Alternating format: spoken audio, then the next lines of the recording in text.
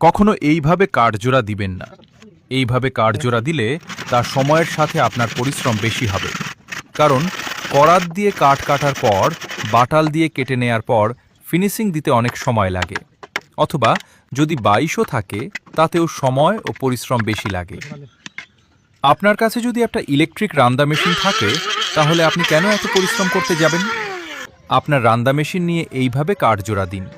তাতে আপনার সময় ও পরিশ্রম কম লাগবে এবং আপনার কাজ দেখে সবাই খুশি হবে। আপনারা ভালোবাসা দিলে আরও ভালো ভিডিও বানাবো। ধন্যবাদ। ভিডিওটা শেষ পর্যন্ত দেখার জন্য যদি ভালো লাগে লাইক দিন, কমেন্টে আপনার মতামত জানান।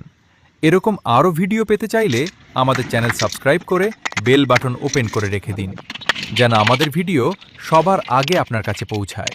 ধন্যবাদ। প্রয়োজনে যোগাযোগ করুন নিচে দেয়া নাম্বারে।